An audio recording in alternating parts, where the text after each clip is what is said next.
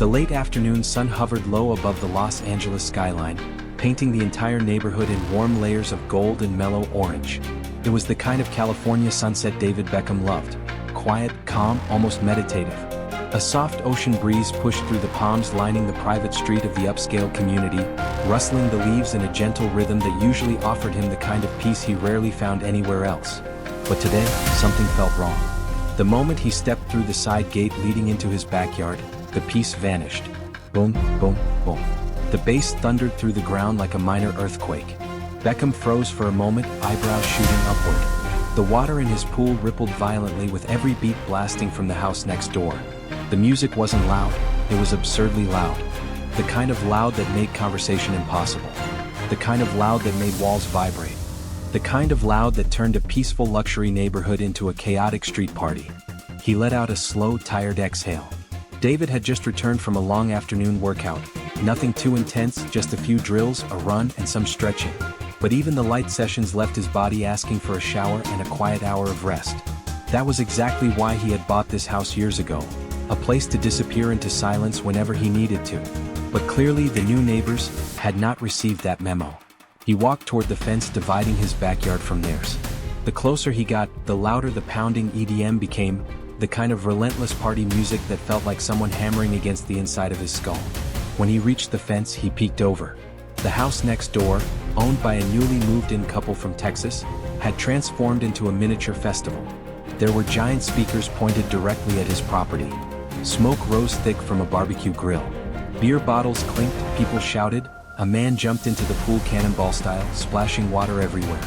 Someone was holding a karaoke microphone, screaming the lyrics of a song already blasting from the speakers. Beckham blinked in disbelief. He wasn't angry yet, just stunned. He rested his forearms on the fence, trying to catch someone's attention without sounding hostile. Despite how famous he was around the world, Beckham always believed in approaching things politely first. So he lifted his voice just enough to be heard. "Hey guys, sorry to bother you." His tone was calm, friendly. "The music's a bit loud. Could you please turn it down just a little? I'd really appreciate it." For a split second, there was silence, or maybe his brain just wished there was silence. Then a man swung around sharply. He was tall, muscular, wearing a sleeveless skull-printed tank top, a heavy chain necklace, holding a beer can like it was an extension of his hand. His bleached hair stood upright, and his sunglasses reflected the orange sky. His name, Beckham later learned, was Brad. Brad glared at him as if Beckham had just insulted his entire family tree. "What did you say?" he barked. David straightened up slightly. He maintained his calm. "Just asking if you guys could turn the volume down a little." Brad stepped closer, squinting at him. Then it came, the line that flipped the air inside Beckham's chest. "Who the hell are you to tell me to turn my music down?" David blinked. "I'm just your neighbor." Brad snorted. "Neighbor? No. I've seen you walking around in those cheap workout clothes." He pointed his beer can at Beckham like it were some sort of evidence. "You're the housekeeper, right? The guy who watches the place for the real owner." Beckham's lips parted slightly, not in shock but in quiet amusement. He wasn't offended by the assumption. He had heard far worse in his lifetime. But the tone, the disrespect, that was something else. He kept his voice gentle. "No, I live here." But Brad wasn't listening anymore. "Don't lie to me," Brad spat. "You look like a damn handyman. Don't come over here acting like you own anything." Before Beckham could respond, another figure strutted into view. Brad's wife, Melissa.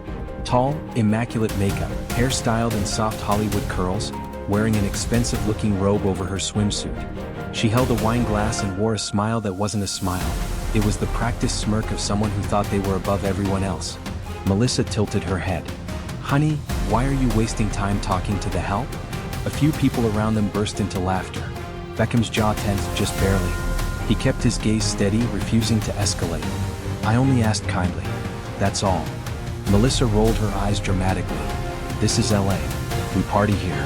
If you can't handle a little music, maybe find a quieter job somewhere else." Brad raised his beer can in the air like he had just delivered a victory speech. "Yeah, cheers to that. Our house, our rules." The group clinked cans and glasses, laughing even louder than before. David stood silent for a moment. He wasn't the type to raise his voice. He wasn't the type to create conflict. Years in the spotlight had taught him the value of restraint, of picking battles wisely. So he simply said quietly, "I just wanted some peace." Brad scoffed. "Well, you're not getting any. Not tonight. Not ever, at least not from us." Beckham nodded to himself. Not angrily. Not defeated. Just understanding something. He stepped back from the fence, walked across his yard, slid open the glass door to his home. Inside, the music still vibrated through the walls. But Beckham didn't bother looking back. Instead, he reached for his phone, opened his contacts, and tapped a name. Timothy, real estate broker. His message was short, almost emotionless. "We need to talk. See me tomorrow morning." He set the phone down. And as the bass rattled the windows, David Beckham stood alone in the dim light of his quiet home, eyes expressionless, but mind already working. Something had shifted. And the night wasn't even over yet. The night grew darker, but the noise next door only grew wilder. From inside his living room, Beckham could see the neon lights flashing across his backyard. Purple, blue, red, the colors strobed through the glass like a nightclub gone rogue. The bass thumped so loudly that even the quiet ticking of the clock on the wall seemed to get swallowed by it. He stared at the floor for a long moment, letting the echoes ripple through the hardwood. Normally, silence comforted him. He spent years surrounded by stadiums full of screaming fans, reporters calling his name, cameras tracking his every step. But at home, here in this house, silence was the most precious thing he owned. Tonight it had been stolen. Outside, voices became louder, drunken singing, hysterical laughter, the clatter of something metallic hitting the ground. Beckham rubbed the back of his neck, feeling the tension gather there like a knot being pulled tighter and tighter. He walked to the kitchen, opened the fridge, poured himself a glass of cold water. As he drank, he could hear Melissa screeching into a karaoke microphone, her pitch so sharp it sliced through the music. Brad chimed in at the top of his lungs, yelling rather than singing. The glass in Beckham's hand trembled, not from anger, but from the sheer vibration of the music shaking his home. He set it down carefully, deliberately. His expression didn't change. It didn't need to. His decision had already been made. A sudden burst of laughter erupted next door, loud, hysterical, almost taunting. Beckham turned his head instinctively toward the window. Through the half-open curtains, he saw someone from the party lean over the fence and toss a half-empty beer can into his yard. It hit the grass, rolled twice, and spun to a stop. Beckham blinked slowly. What? Twice? He wasn't furious, he was calculating. The old David, the one from Manchester, the fiery teenager who played with an edge, might have stormed out, might have snapped. But years of experience, leadership, fatherhood, and media training had shaped him into someone remarkably composed. He knew what losing control looked like, and he no longer allowed himself to go there. So instead of reacting, he walked to the sliding door, slid it open gently, and stepped outside into the warm night air. The smell of grilled meat drifted over the fence. The ground seemed to vibrate beneath his bare feet. Beckham picked up the beer can calmly, examined it for a second, then placed it in his recycling bin without a word. Then he stood still, staring at the fence as if looking through it. From the other side, he heard Brad's voice booming. "Told you he wouldn't do anything. Man's too scared to lose his job." More laughter followed. Melissa chimed in. "Next time he complains, we'll turn the music even louder." A chorus of agreement erupted. Beckham's face didn't move, but something behind his eyes did. The stillness inside him now felt different. Not like calm, like resolve. He turned and walked back into the house. Inside, the lights were dim. The warm yellow of the lamps contrasted with the chaotic neon colors spilling in from the other yard. Beckham picked up his phone again, not to send another message, but simply to look at the one he'd already sent. "We need to talk. See me tomorrow morning." Timothy hadn't replied yet. Understandable, it was late. Beckham set the phone down and stepped over to the large window overlooking the pool. The reflection in the glass showed him a quietly determined man. The David Beckham the world saw on billboards, magazines, red carpets. The polished, charismatic icon wasn't here right now. This was the David who preferred gardening, who enjoyed making his own coffee in the morning, who needed silence to think. This David was tired of disrespect, and he was about to fix the problem in a way only someone with his resources could. He took a deep breath and headed upstairs. Maybe a shower would help wash away the irritation clinging to him. But even in the bathroom, he could hear Brad starting another karaoke session, screaming into the microphone as if he were performing at a stadium. The irony was almost comedic. Beckham turned the shower handle. The sound of running water dulled the music, but didn't fully eliminate it. He stood under the warm spray, eyes closed, letting the water trickle over his shoulders. As minutes passed, he found himself thinking, not about anger, not about retaliation, but about principle. Respect was something he valued deeply. He taught his children to treat everyone kindly, from waiters to CEOs, from fans to strangers. And here he was being treated like property, like a servant, like someone beneath basic courtesy. He wasn't offended for himself. He was offended for the idea of respect itself. When the shower ended, the music next door had somehow gotten even louder. Beckham dried off slowly, put on a simple t-shirt and soft lounge pants, then walked back downstairs. He stood again in front of the window overlooking the pool. The night wasn't quiet, but his mind was. The decision he had made was final. Around 10:45 p.m. he finally turned on the TV, not to watch it, but to drown out some of the noise. But even the television couldn't compete with the chaos next door. He switched it off again and sat on the edge of the sofa, elbows resting on his knees. He heard Melissa shouting, "Brad, turn it up. Let's make sure our new neighbors know how we party." Another roar of laughter. Beckham sighed softly through his nose. He didn't get angry. He got certain. He glanced again at his phone, still no reply from Timothy. But it didn't matter. Tomorrow morning, the broker would see the message. Tomorrow morning, everything would begin. At nearly midnight, Beckham stepped outside one last time. The air was cooler now, the moon bright above the palm trees. On the other side of the fence, Brad was trying, and failing, to rap into the microphone. Melissa danced offbeat near him, spilling drops of her drink on the pavement. They were oblivious to the world, oblivious to him, oblivious to what was coming. Beckham stood there quietly, hands in the pockets of his joggers, watching them through the narrow gaps in the fence. He stayed for maybe 30 seconds, breathing in slowly, letting the cold air ground him. Then he whispered, not loudly, not dramatically, just calmly, "This ends tomorrow." He turned, walked back inside, locked the door gently behind him, and headed to bed. The music shook the walls until nearly 2 a.m. But David Beckham? He slept with a clear mind. Tomorrow the game would change. Morning came softly. The first light of day slipped through the blinds, casting thin lines of pale gold across the bedroom walls. David stirred, blinking away the last traces of sleep. For a moment he just lay there listening. No music, no shouting, no bass. Just the distant hum of the city and the faint sound of a bird somewhere in the trees. He took a slow breath. The silence felt almost unreal after the chaos of the night before. Turning onto his side, he reached for his phone on the nightstand. The screen lit up, showing the time, 7:12 a.m., and the message he had sent the previous evening still sitting there, unanswered. "We need to talk. See me tomorrow morning." He stared at it for a few seconds. No anxiety, no impatience. He knew Timothy. The man was professional, efficient. Even if he hadn't replied yet, Beckham had no doubt he would show up or at least call back shortly. People like Timothy never ignored a text from David Beckham, especially not one that sounded that serious. David placed the phone back down and sat up, stretching his shoulders. His body ached slightly from the run and the bad night's sleep, the kind interrupted repeatedly by muffled bass and stray bursts of laughter before it all finally faded out in the early hours. But his mind was clear. He swung his legs off the side of the bed, feet landing softly on the floor. As he walked to the window and pulled the blinds open, the full California morning flowed in, bright, crisp, unapologetically alive. From the second floor, he had a good view into the neighbor's backyard. It looked exactly like what it was. The aftermath of a loud, careless night. Plastic cups floating in the pool. Napkins stuck to the wet pavement. A tipped-over chair. The karaoke microphone lying abandoned near the edge of the patio. Empty cans and bottles scattered across the grass like confetti no one bothered to sweep. Brad and Melissa's house, for the moment, was quiet. Curtains still drawn. Doors closed. A hangover in architectural form.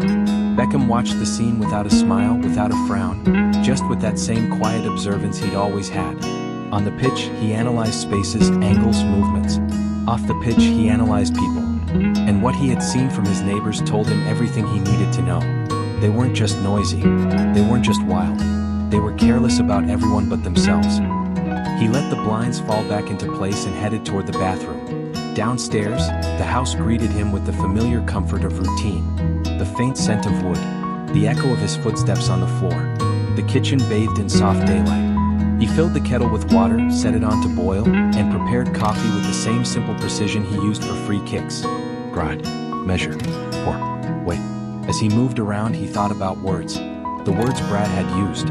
Housekeeper, cheap workout clothes. Don't act like you own anything. The words Melissa had tossed out like they meant nothing. The help. Find a quieter job. They didn't sting in the way insults once did when he was younger. Age had given him perspective. Fame had taught him how random and often meaningless other people's assumptions could be. But this situation wasn't about ego. It was about principle. He poured the coffee into a mug, took a slow sip, feeling the warmth spread through his chest. Respect is not about knowing who someone is, he thought. It's about how you treat them when you think they are no one. He glanced toward the backyard again through the glass door. Last night they thought he was nobody. Last night they treated him like nothing. He leaned a hand against the counter and let the idea settle. He wasn't planning revenge. That wasn't him. What he wanted was simple, his piece back and a line drawn. A line that said, "You cannot just step over other people's dignity and expect nothing to happen." His phone buzzed softly on the counter. A text. He picked it up. "Timothy. Good morning, David.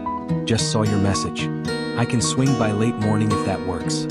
Beckham's gaze lingered on the words. He typed back, "That works. See you later." He didn't add anything else. He didn't need to. Timothy didn't know the full situation yet, but he would soon. And David wasn't the type to send long explanations over text. He preferred to sit across from someone, look them in the eye, and say exactly what needed to be said. He set the phone down again, took another sip of coffee, then stepped out into the backyard.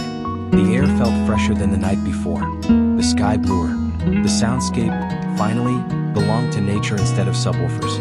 He walked along the edge of his pool, paused at a spot where he could see the top of Brad and Melissa's roof. Somewhere in there, they were probably still sleeping, unaware that a meeting later that day would silently start the process of changing everything around them. He didn't feel triumphant. He didn't feel vengeful. He simply felt justified. This wasn't about teaching them who he was.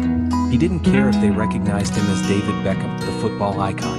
In fact, a part of him preferred that they didn't. He liked the anonymity, the normalcy of being just another man in shorts and a t-shirt. But what happened last night went beyond mistaken identity. It was a test of character, theirs. And in his eyes, they had failed miserably. He crouched down and brushed a fallen leaf off the stone near the pool drain. His fingers moved absent-mindedly, as if arranging his surroundings could help organize his thoughts. He remembered moments from his career, the boos from rival crowds, the harsh headlines, the weight of blame after a loss. He remembered how his parents had taught him to keep his head high, to work harder, to let actions speak louder than anger. That version of him was still here. He wasn't going to shout across the fence. He wasn't going to call security or the police. He wasn't going to argue with people who didn't want to listen. He was going to make one move, a silent one, a decisive one, and it would change everything. He stood back up, dusting off his hands. Inside the house, his phone sat on the kitchen counter, screen gone dark again, conversation with Timothy closed, but open enough. Today wouldn't be loud. There would be no public confrontation. Just a firm, private decision. As the morning went on, he showered, got dressed in a clean t-shirt and jeans, and tied his shoes with calm, steady motions. Every part of his routine felt grounded in a quiet certainty.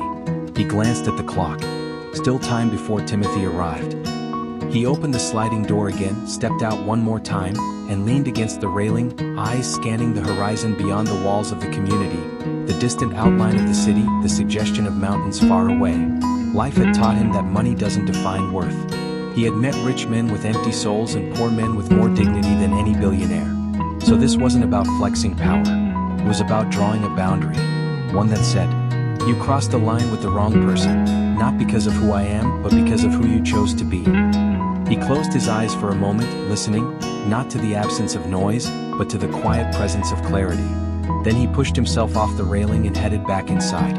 On the kitchen counter, his phone lit up again. A reminder, a small notification, a subtle nudge toward the next step. He picked it up, unlocked it, and scrolled to Timothy's contact. His thumb hovered over the call button. He didn't hesitate long. He didn't need to. Everything that mattered had already been decided the moment Brad called him, the help, and laughed in his face. David Beckham took a breath, calm and steady. Today he thought this really does end. His thumb moved. And as the phone began to ring, chapter 1 of this quiet war came to a close. The sun had climbed fully over the Los Angeles horizon by the time David Beckham finished his second cup of coffee. The house was quiet, peaceful, exactly what he had hoped for when he purchased this property years ago. For a moment, A small part of him wondered if the previous night had been some bizarre dream. But that illusion shattered the moment he heard a sudden metallic clang from next door. He didn't flinch, just glanced sideways through the kitchen window. Brad had stumbled out into his backyard in sunglasses far too large for his face, holding his forehead with one hand and a thermos cup with the other. The man looked like he'd lost a fight with a tornado. His hair was a mess. His tank top was wrinkled. His face was twisted in a grimace that said, "Hangover level, catastrophic." Behind him, Melissa appeared in a silk robe, looking equally miserable. Her makeup from last night was smeared, and her hair, previously glamorous and curled, was a tangled disaster. Beckham watched them silently. He didn't feel satisfaction. He didn't feel pity either. He simply observed. A minute later, the sound of a car approaching broke the morning quiet. Beckham glanced toward the driveway and saw a sleek black Mercedes roll in. A tall man in a fitted navy suit stepped out. Timothy, his real estate broker. Punctual. Professional. Exactly what Beckham needed today. He set his mug down and walked to the front door. Timothy met him halfway up the path, offering a crisp handshake. "Morning, David. You sounded urgent. Everything okay?" Beckham nodded once. "Let's talk inside." He led Timothy into the living room. Sunlight spilled across the floor, illuminating the clean lines of the modern furniture. Everything about Beckham's home reflected calmness and quiet, two things he valued more than any luxury.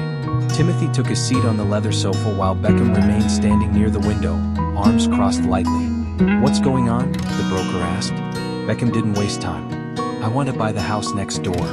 Timothy blinked. "The one owned by the new couple? They just moved in a few days ago." "I know," Beckham replied calmly. Timothy tilted his head. "May I ask why?" Beckham's gaze drifted to the backyard through the glass door. He didn't need to explain everything, but he gave enough. "They're not respectful neighbors." "Noise issues?" Beckham nodded. Timothy sighed sympathetically. "I've handled situations like this before. Usually takes weeks of negotiation.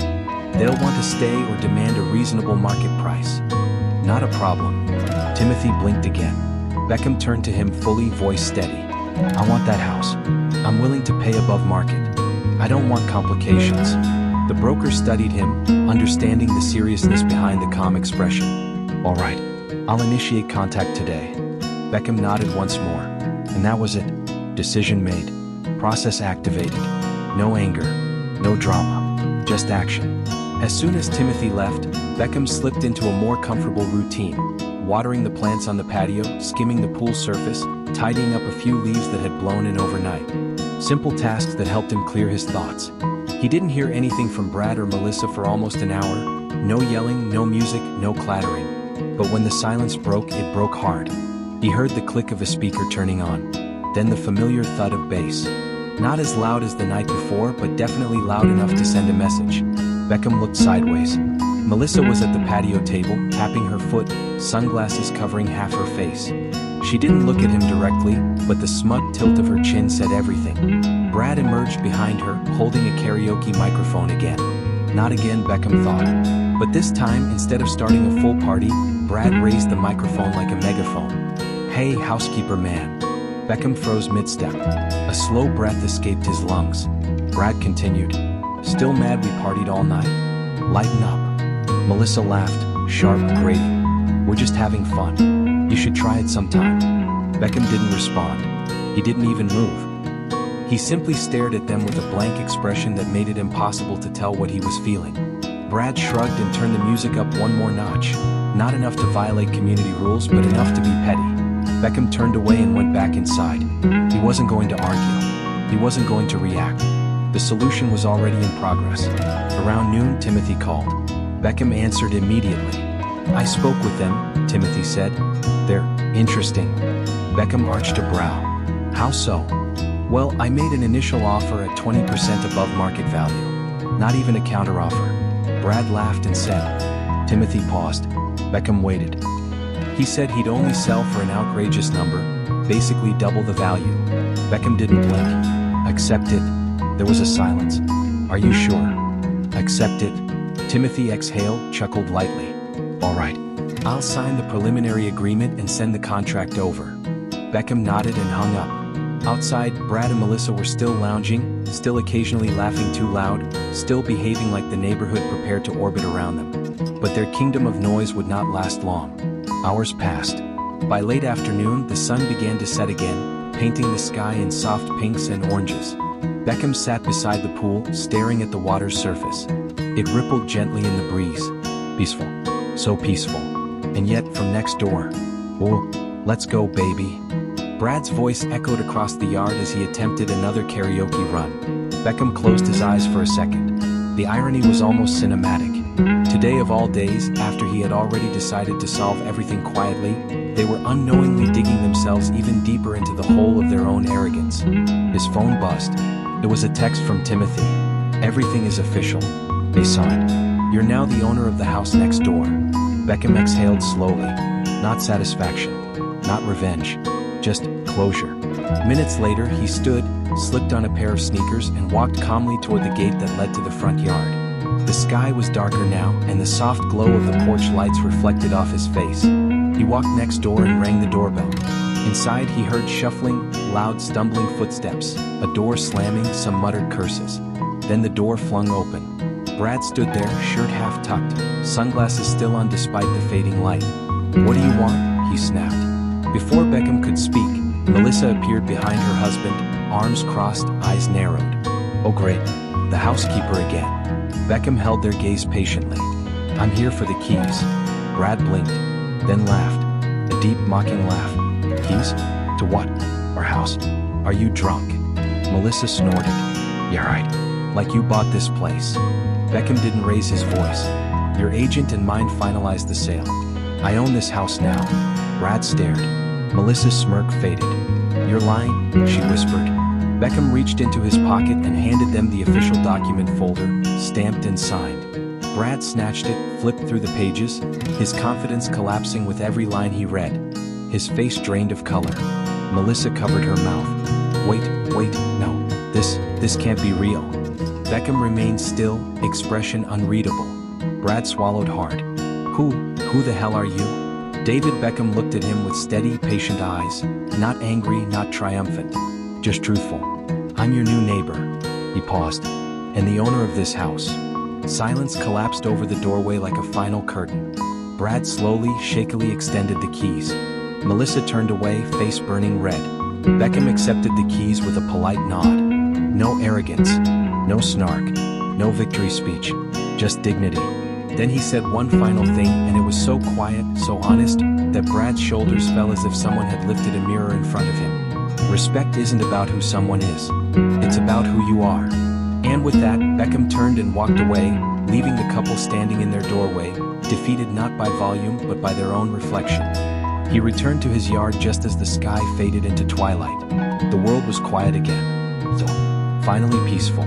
Beckham stepped inside and closed his door with a soft click. He didn't need revenge. He didn't need loudness. He had silence again. And that was enough. The sun had barely risen when David Beckham stepped onto the wooden deck outside his living room the next morning. The sky was still cool, painted with soft streaks of lavender and pale gold. For the first time in days, the silence felt complete. No music, no shouting, no pounding bass leaking through the walls. Just the breeze brushing past his ears and the quiet rustle of palm fronds overhead. He leaned against the railing, taking in the calmness, the kind of calm that felt earned. Owning the house next door wasn't something he did on a whim. He didn't make impulsive decisions. His life had taught him to think carefully, on and off the field. But last night, when Brad and Melissa realized the truth, when the keys dropped into his hand, when their swagger melted into humiliation, something inside Beckham had clicked into place. A boundary had been restored.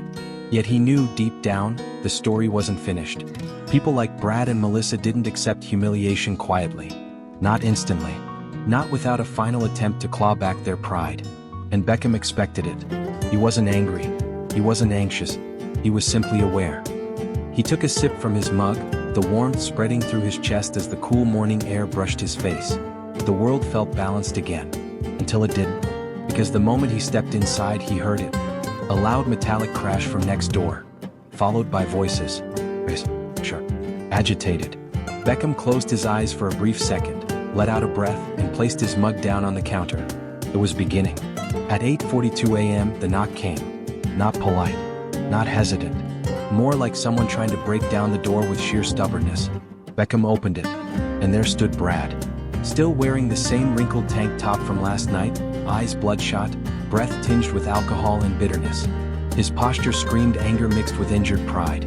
Melissa hovered behind him, arms crossed, jaw clenched, dressed in a robe that looked entirely too expensive for how disheveled she appeared beneath it. Brad tried to speak, but his voice wavered.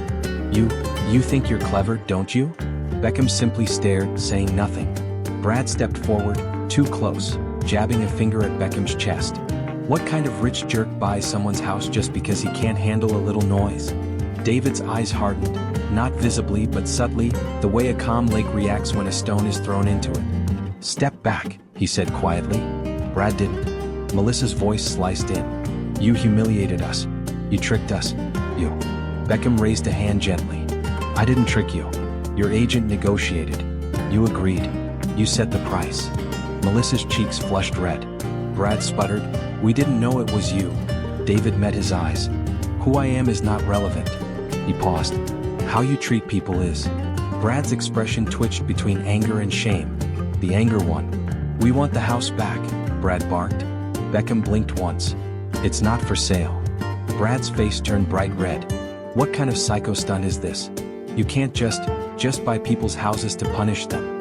Beckham tilted his head slightly. "I didn't buy it to punish you." Brad froze.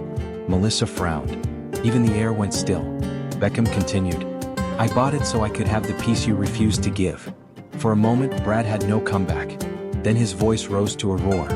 "Well, congratulations. You ruined our lives. We have nowhere to go now." David stayed calm. "The check you received is more than enough to buy another house." Melissa snapped. "Not in this neighborhood." Beckham's silence gave her the answer she didn't want. Brad stepped even closer, fists shaking. "You think you can just walk around acting superior? Just because you're famous?" Beckham shook his head. "No, beat. I acted because you refused basic respect." Brad's eyes were wild now. Melissa's breath was unsteady. Beckham straightened his posture. "We're done here." He turned and began closing the door. Brad shoved a hand against it. "We're not done." But the door closed anyway, calmly, firmly, leaving the couple standing on the porch, humiliated again. Inside, Beckham inhaled slowly, grounding himself. He knew this wasn't over. People like them rarely left things quietly. But this time he was ready. For the next several hours, Brad and Melissa paced their now former yard like storm clouds ready to burst. Beckham watched through the blinds only occasionally, not to monitor them but to stay aware. Around noon he saw a group of their friends arrive, 3 people from the party the night before. Confused faces, angry voices, gesturing hands. They weren't hiding their outrage at all. One friend shouted loud enough for Beckham to hear through the windows. "He bought your house. That's insane." Another added, "That's illegal, right? That has to be illegal." Brad paced like a man on the edge. He thinks he can just throw his money around. He thinks he's better than us. He thinks. But he didn't finish the sentence. Because Melissa cut in. "He bought it because you started the fight." The air went silent. Brad spun on her. "Don't blame me. He was the one being dramatic about some music." Melissa scoffed. "You humiliated him. You humiliated us. You turned up the music on purpose. You mocked him. You threw beer cans into his yard. You." Her voice cracked. Not from anger, from shame. Brad looked away. Their friends exchanged glances. One muttered, "Dude, maybe you picked the wrong guy to mess with." Brad glared at him. "No, I don't care who he is. I'm not letting some stuck-up British guy kick us out of our home." Melissa whispered, "We sold it. He didn't kick us out." No one spoke after that. Beckham sat on his sofa, elbows resting on his knees, listening only when necessary. He didn't revel in their conflict. He didn't want to witness their unraveling. But he understood something important. This was pain rooted in pride, not in injustice. Still, this chapter of the story wasn't meant to be a fight.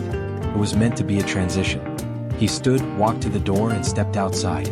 Brad and Melissa froze as if someone had stopped time. Beckham approached the fence, not to confront, not to escalate, but simply to be present. Brad stiffened, jaw clenched. "What do you want now?"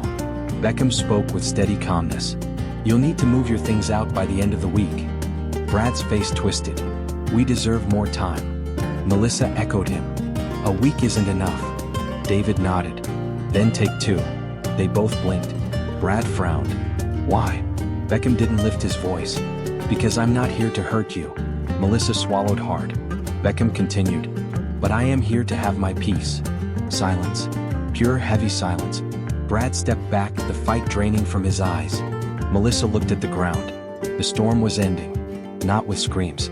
Not with revenge. But with truth. The next day, the change was visible. For the first time since moving in, Brad and Melissa were quiet. Completely quiet. No music. No parties. No shouting. No visitors. Just packing. Beckham saw them loading boxes into a truck. Their movements slow. Their expressions hollow, not from sadness but from realization. Their friends didn't show up again. Beckham didn't watch long. He had no interest in their misery. He simply ensured everything remained peaceful. By sunset, only a few items remained in the yard. Melissa approached the fence first. She didn't look proud. She didn't look angry. She looked human. "We're leaving tomorrow." Her voice was barely above a whisper. Beckham nodded. "Okay." She hesitated. "For what it's worth, we didn't know you lived here. We thought you were just someone else." Beckham met her eyes. "You shouldn't treat someone else badly either." Her breath caught. She nodded and stepped away. Moments later, Brad approached. He didn't speak right away. He kicked at a pebble, shoved his hands into his pockets. Finally, he muttered, "I was an ass." Beckham didn't deny it. Brad inhaled shakily. "You didn't deserve that." Beckham kept his voice neutral. "No one does." Brad's eyes glistened, not with tears, but with the weight of facing himself honestly. He nodded once, then walked away. The truck pulled out the next morning. No drama. No shouting. No final insults. Just two people leaving a place where they had learned something the hard way. Beckham watched from his window for only a moment before turning away. Peace had returned. But more importantly, dignity had been restored. And as he stepped into his yard, breathing the calm air he had fought for, not with fists, not with anger, but with quiet action, David Beckham knew one thing with absolute certainty. Respect is not demanded. Respect is reflected. And eventually, it always returns. The house next door was finally empty. 2 days after the moving truck disappeared down the clean, sunlit boulevard, the silence around David Beckham's property settled into place like a long-lost friend returning from war. For the first time in weeks, there were no echoes of laughter, no heavy bass shaking the water of the pool, no karaoke screams piercing the night. The neighborhood felt different, lighter, almost as if the entire street exhaled at once. David stood on his back patio, leaning on the railing with a mug of tea cradled in his hands. It was early morning. A thin mist floated above the grass, still damp with dew. The sun had only begun its slow rise, painting soft pastel strokes across the sky. He took a quiet breath, letting the cool air fill his lungs, and felt something he hadn't felt since the day Brad and Melissa moved in. He didn't need to smile to show he felt it. The stillness in his posture said enough. He sipped his tea slowly, savoring the warmth. Inside the house next door, his new house now, there was nothing but empty rooms waiting to be cleaned and repainted. The space didn't feel like a trophy. It didn't feel like revenge. It felt like balance restored. Yet David didn't rush to celebrate. That wasn't the kind of person he was. Instead, he simply stood there, appreciating the quiet like someone savoring the last note of a song long after it ended. The birds chirped from the palm trees. A breeze danced across the surface of his pool. The world was still. Finally, he set the mug down and stretched his shoulders, ready to start the day. But even with the new calmness, David knew this chapter needed more than silence to truly end. It needed closure. Later that afternoon, he walked next door with a set of spare keys and a clipboard in hand. He had scheduled a cleaning service, a property inspection, and a contractor to give estimates on renovations. The house wasn't in terrible shape, just neglected from all the partying and lack of care. Beer stains on the patio, dents in the drywall, a faint smell of smoke lingering near the living room curtains. It wasn't a home. Not to Brad and Melissa anyway. But to Beckham, a house didn't need to be perfect to hold promise. It just needed potential. He stepped inside the living room, his footsteps echoing slightly against the bare walls. Light poured through the large windows, illuminating dust particles floating lazily in the air. David walked slowly from room to room, taking it all in with a discerning eye. His expression remained calm, thoughtful, but there was something else beneath it. A sense of purpose, perhaps. Or maybe just relief. He entered what was once the master bedroom. The curtains were half torn and a forgotten water bottle lay on the floor. But beyond the remnants of chaos, The room had a breathtaking view of the hills in the distance. He approached the window, resting his palm on the frame. He didn't buy this house to expand his empire. He didn't buy it as a status symbol. He didn't buy it to punish anyone. He bought it because peace mattered more than pride. And for the first time since the ordeal began, he felt that peace sliding firmly into place. By late afternoon, the cleaning crew and inspectors arrived. David guided them through the house, explaining calmly what needed to be done. They listened attentively. After all, it was David Beckham giving the instructions. But he never acted above them. His tone was always respectful, always grateful. When the crew left and the house quieted again, he walked to the backyard of the new property. The pool water glittered beneath the setting sun. Beyond the fence, he saw his own house, his real home, standing calm and inviting. He leaned on the railing and let out a soft exhale. He had reclaimed his space, not just physically, emotionally, but something felt unfinished. He looked at the empty driveway where Brad and Melissa had stood the day before. He remembered Brad's final look, the mixture of shame and anger, but also realization. And he remembered Melissa's soft apology, the crack in her voice. There was one more thing he needed to do. The next morning, David drove into town. Nothing flashy, just a simple black SUV with tinted windows. He parked in front of a quiet cafe tucked between a bookstore and a flower shop. It was the kind of place that smelled like cinnamon and comfort, a place where nobody expected to see him and nobody bothered him when they did. He ordered a cappuccino and sat near the window. As he waited, he opened his phone and scrolled through his contacts until he found the number he needed. Brad. The name alone sat strangely on the screen. David tapped it, and after a moment of hesitation, hit call. It rang twice, then 3 times. Hello. The voice on the other end was smaller than he remembered. Not weak, but subdued. Brad, David said. Silence. Beckham? Yes. Another pause. Longer this time. Why are you calling? Brad asked, sounding more confused than hostile. David leaned back in his chair and looked out the window as a couple walked by holding hands. I wanted to make sure you and Melissa are okay. Brad didn't respond immediately. When he finally spoke, his voice cracked. We're figuring things out. David nodded, even though the other man couldn't see it. Good. Silence stretched between them. Not tense, just reflective. Finally, Brad exhaled. I'm not gonna pretend I wasn't an ass. I know I was. You didn't deserve that. David didn't interrupt. Brad continued, voice low. You could have done worse to us, but you didn't. You said we could take 2 weeks and you meant it. You weren't trying to ruin us. David kept his tone steady. No, I wasn't. Brad swallowed audibly. Thank you. Not dramatic, not emotional, just honest. David replied. Everyone makes mistakes. What matters is what you do after. A quiet breath from the other end. We'll do better, Brad said. David believed him. Take care of yourselves, he said gently. Then he ended the call. No lingering tension. No bitterness. Just closure. Something warm settled in his chest. A quiet satisfaction, not from winning but from finishing the story the right way. Over the next week, Beckham poured himself into restoring his newly purchased house. He supervised renovations, chose color palettes, replaced fixtures, and walked through each room with the careful eye of someone building a sanctuary, not a showpiece. Soon, the house became an extension of his own home, a guest villa for friends, family, and the occasional retreat when he needed solitude. Neighbors came by to welcome him officially. Glad it's you buying the place, one elderly neighbor joked. Better than those loud maniacs. David only smiled politely. He never told the full story. Not out of secrecy, out of humility. He didn't want credit. He didn't want gossip. He didn't want applause. He simply wanted peace. One evening, after the contractors finished for the day, Beckham returned to his main house just as the sun dipped below the horizon. The sky glowed in streaks of coral and amber. He sat beside his pool with a glass of water, letting the soft night breeze brush his skin. This time, the silence wasn't just the absence of noise. It was presence. The presence of clarity. The presence of dignity. The presence of boundaries upheld. Respect, real respect, wasn't won by shouting or intimidation. It was won by calmness, by conviction, by acting with intention, not impulse. He leaned back in his chair, listening to the faint hum of the city in the distance. He thought of his career, the roaring crowds, the pressure, the spotlight. And he thought of moments like this one, quiet victories that never made headlines but shaped him more deeply than any trophy ever had. He closed his eyes and let the silence settle around him. He had everything he wanted. Not more land. Not more homes. Not more power. Just peace. Earned, preserved, and restored.